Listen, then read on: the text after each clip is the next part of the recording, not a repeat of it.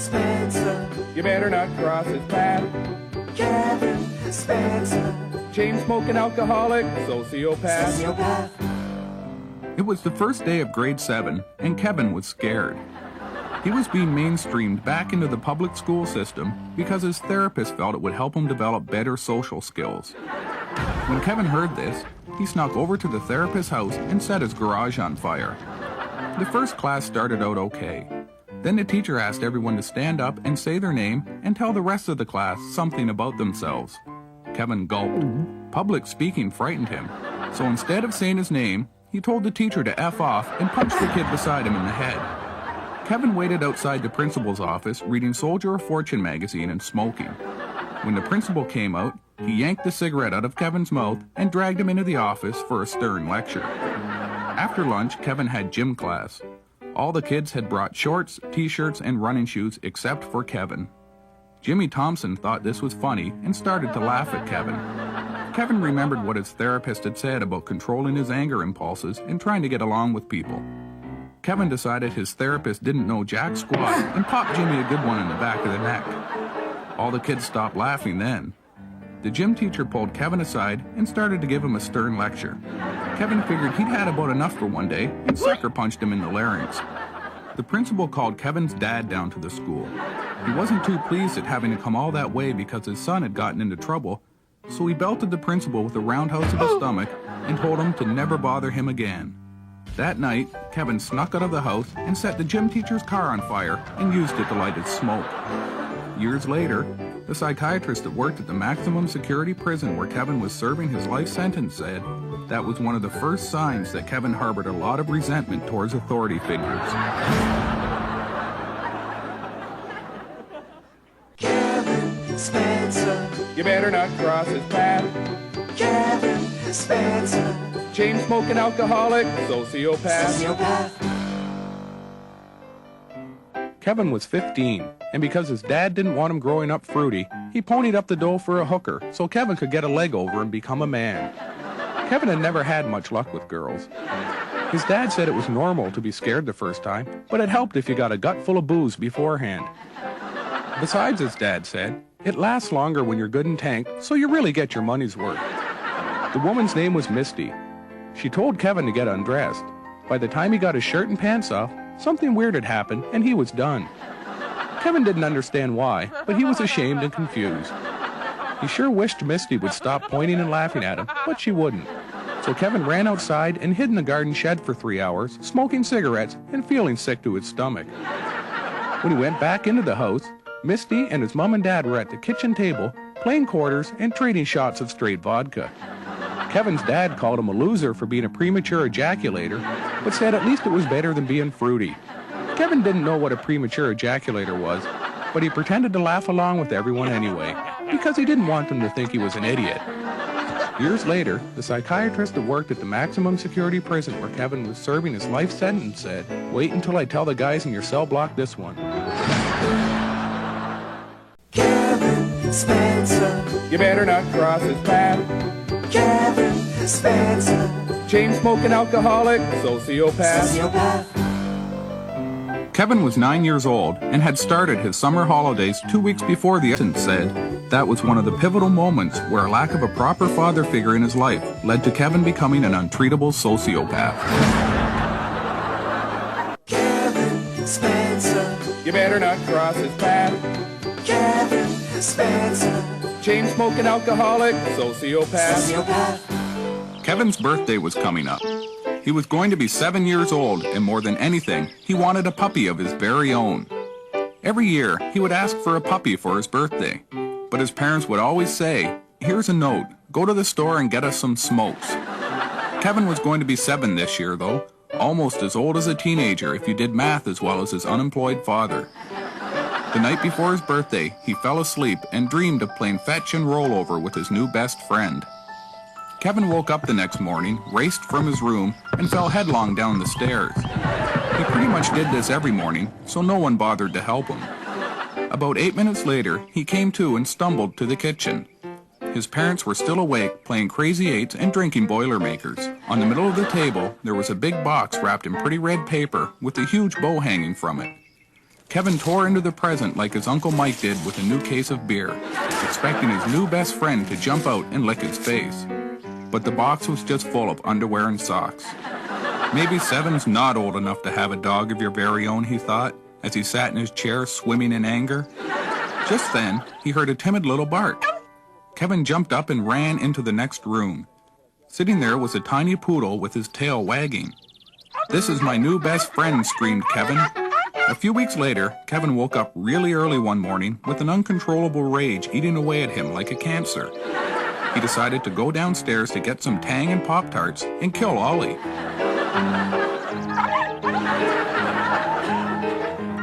Years later, the psychiatrist that worked at the maximum security prison where Kevin was serving his life sentence said that was one of the first signs that Kevin was an untreatable sociopath.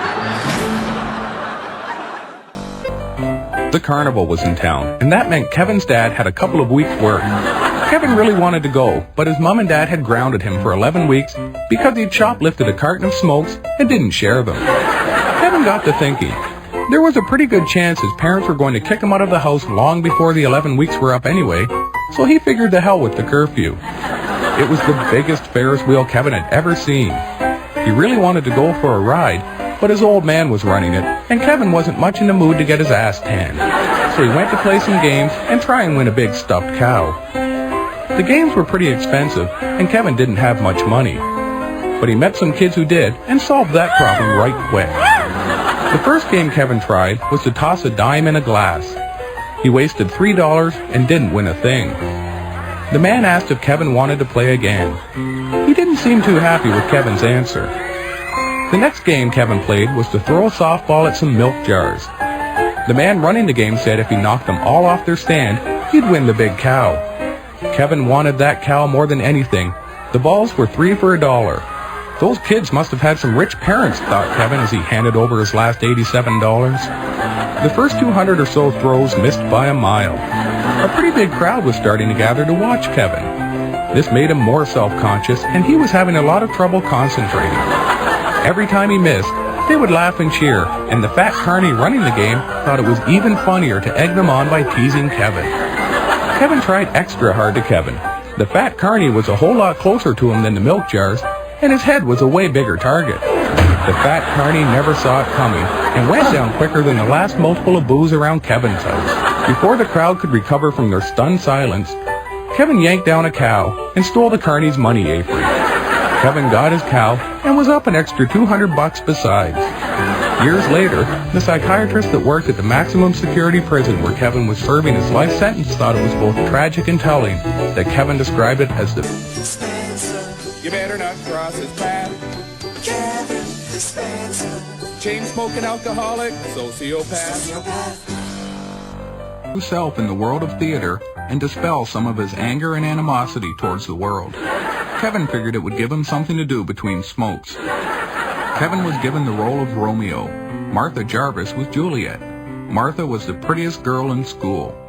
Stephen Brown was mad because he usually got the lead in the school play. Stephen was extra angry because all year he'd looked forward to kissing Martha. Stephen complained in front of everyone and said that Kevin had no talent and was a goof, and that the only reason he got the part was because the drama teacher felt sorry for him. After rehearsal, Kevin waited in the school parking lot for Stephen and beat him 3 ways sideways with a shank of lumber from a nearby construction site. Kevin figured that ought to straighten things out. When the police came to his house that night, Kevin hid in the attic. It didn't take them long to find him though, because that's where he always hid. The police brought him to the juvenile detention center and locked him in a room without his belt or shoelaces. A few hours later, a doctor named Jim Cummings came in and asked him why he'd beaten up Stephen. Kevin said he was nervous about having to kiss a girl. Kevin was diagnosed with attention deficit disorder and prescribed Ritalin. When Kevin was released, the drama teacher told him that he'd lost his part in the school play, so Kevin went over to Stephen's house and threw a rock through the front window and busted out the taillights on his old man's car. Years later, Kevin Spencer. You better not cross his path. Kevin Spencer. Chain-smoking alcoholic, sociopath. Sociopath. never operating a motor vehicle again because of his 27 driving while impaired charges. He needed a designated driver to shuffle him between bars and back home at the end of the night, and he figured Kevin was just the ticket. Kevin had never driven a car before, and he was really nervous. He'd overheard some girls at school talking about studying for the driver's test. Kevin didn't bother, since he figured book learning was for morons. Instead, he waited outside the exam hall for the smartest-looking kid. He told the kid that he was going to copy all of his answers for the written exam, and that if the little freak so much as said a word, Kevin would knock him senseless with a tire iron. The driving instructor's name was Mr. McNally. Kevin had no reason not to like him, but things like that had never stopped him before. Kevin decided that since he would drive a car without a license and insurance anyway, there was no real point in giving a damn whether he passed the test or not. Kevin lit a smoke and jammed the gas. Mr. McNally's head snapped back and he screamed like a little girl. Kevin thought this was really funny, so he ran a few red lights and stop signs just to see how far it would go. A short time later, Kevin lost control of the car because he tried to get it up on two wheels going around a corner. Mr. McNally banged his head on the dashboard and passed out. Before he left, he stole all of Mr. McNally's pocket change and his wallet. Kevin figured that ought to learn him a thing or two. On the way home, Kevin ripped off a 1987 Buick Skylark. It was the nicest car his dad had ever been drinking in. Years later, the psychiatrist that worked at the maximum security prison where Kevin was serving his life sentence said, "Yeah, well, I make enough money listening to morons like you that I drive a BMW. Yo, what's up? It's the blast. Kevin Spencer. You better not cross his path. Kevin Spencer. Chain-smoking alcoholic, sociopath. Sociopath. The courts allowed Kevin back into school on a trial basis, provided he attended weekly meetings with a guidance counselor. The counselor's name was Mr. Perry. He asked Kevin what he wanted to do with his life. Kevin told him he wanted to grow up and be a guidance counselor, so he could spend all day sitting on his fat ass acting like a moron. Mr. Perry said Kevin needed a serious attitude adjustment, or he was going to end up living on welfare like a loser. Kevin was angry at Mr. Perry for calling his dad a loser. He was itching to crank him one, but Kevin didn't want to go back to juvenile hall because the day before he'd left, he'd ripped off $20 and a carton of smokes from some big kid named Matt Brower. Kevin figured he'd bide his time before he straightened things out.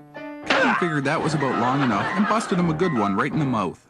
That night in juvenile hall, Kevin was kicking back in his cell reading a True Detective magazine and smoking a cigarette when Matt Brower came in. Matt dropped Kevin with a right hook to the stomach and took back his things, plus an extra $10.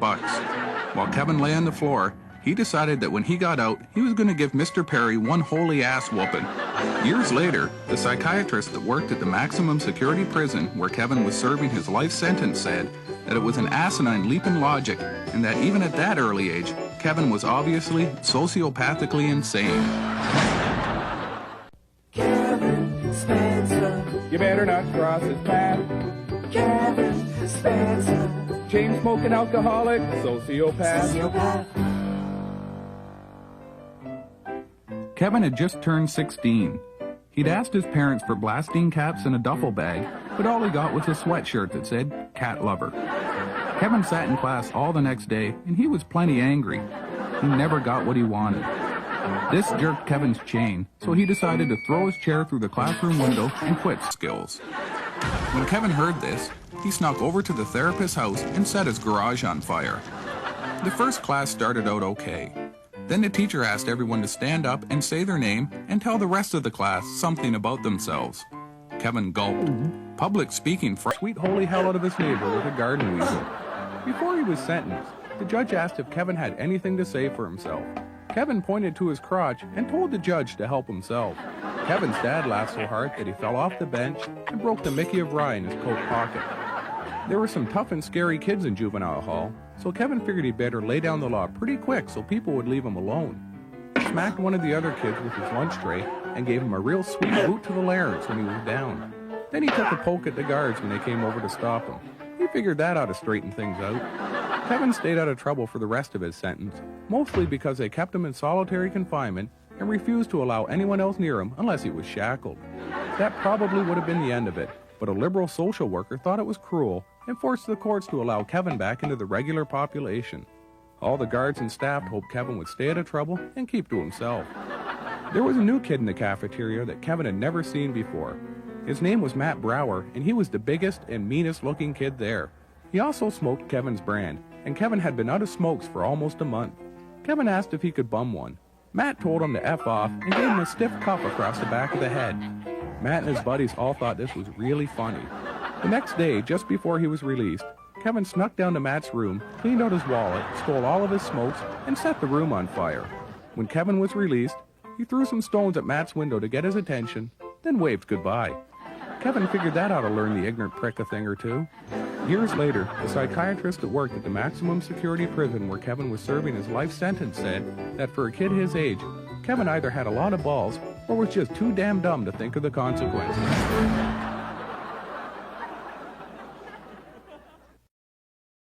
Kevin Spencer. You better not cross his path. Kevin Spencer. Chain-smoking alcoholic, sociopath. Sociopath. The team of doctors trying to unravel Kevin decided it would help ease him back into society if he got involved in sports. His parents registered him for swimming lessons because they were the cheapest. Kevin was afraid of the water and didn't want to go. His parents listened to his concerns, had a good chuckle, then sent him to the store with a note to get smokes. Kevin showed up at the pool the next morning, clutching his towel and trying his best not to look petrified. One of the other kids told Kevin that his name was Michael and asked if Kevin would be his friend and help him out. Kevin didn't much like the looks of him, so he cracked him a good one across the jaw and told him to take a hike. The instructor's name was John. He was muscular and good-looking, and all the girls at the pool had a crush on him. Kevin wasn't sure why this bothered him so much, but it did. John divided them up into two groups, one for those who could swim a little bit and weren't afraid of the water, and the other for those who had never been swimming and were really afraid of the water.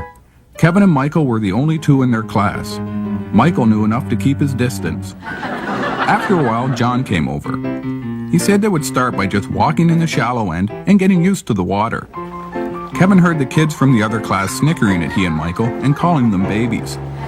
Kevin decided to straighten things out. He really wanted to take a poke at John, but because he was so much bigger and older, Kevin figured it would just be easier to hold Michael's head underwater. John pulled him off and told him he was kicked out of class. So for the next 6 hours, Kevin stood just outside the fence surrounding the pool, glaring at John and smoking the cigarettes he'd stolen from his dad. Years later, the psychiatrist that worked at the maximum security prison where Kevin was serving his life sentence said it was at least the 7th or 8th blatant indication that Kevin was an untreatable sociopath who had trouble controlling his anger.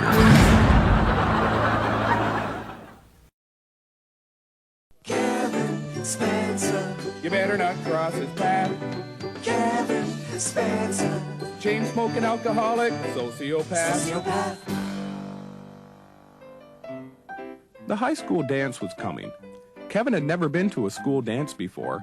His last school had banned him from all social functions because he spent a good part of every day hammered on cough syrup. Kevin was nervous because he didn't know how to dance, so he asked his mom if she would teach him. She told him to shut his trap and go make her a rye and 7. Kevin wandered to the kitchen feeling sorry for himself. His dad was sitting at the table doing a whole lot of nothing, which kept him busy most days. He told Kevin that if he was mixing himself a drink, he might just as well fire one up for the old man. Later that night, Kevin's mom stumbled into his room sloppy sentimental drunk and made Kevin get up and learn how to dance. They went down to the living room and she put on his dad's new Motorhead album. Kevin was glad she hadn't picked a slow song.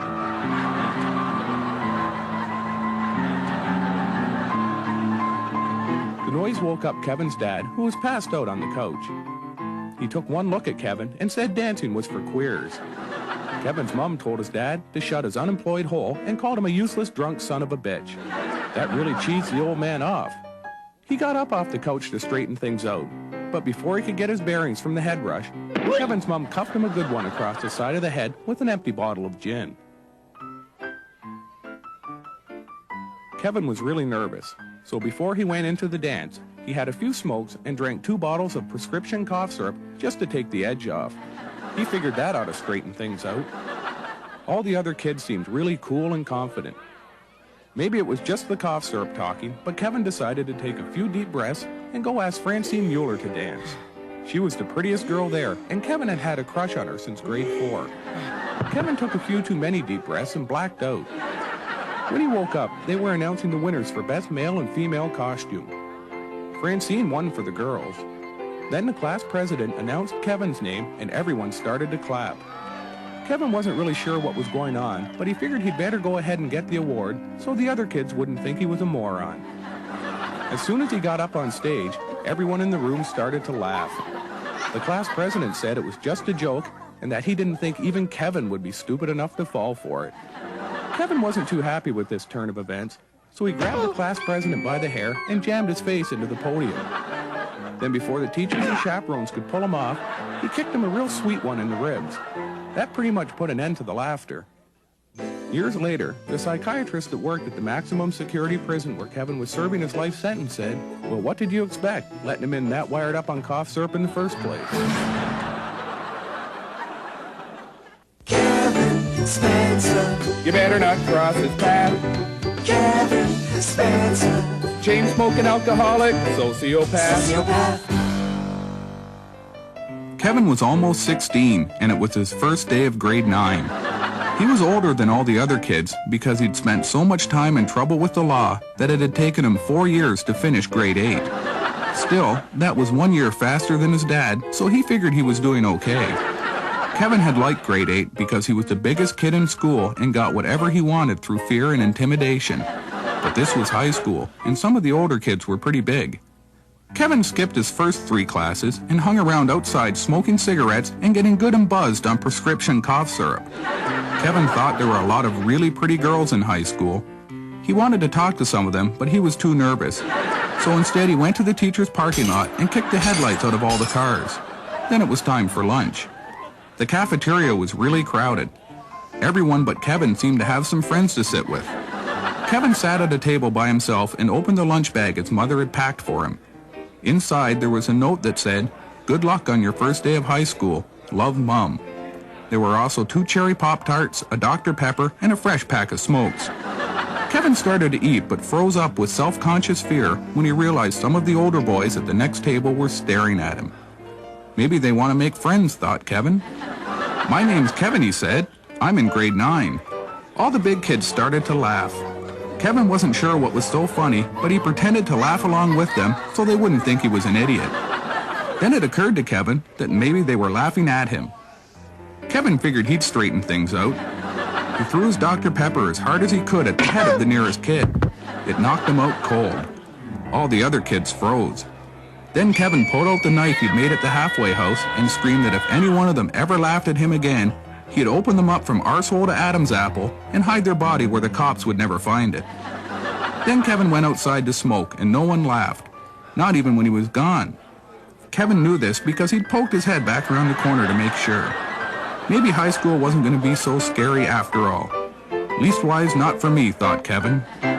Years later, the psychiatrist that worked at the maximum security prison where Kevin was serving his life sentence said, "Well, no wonder you didn't have any friends, you idiot."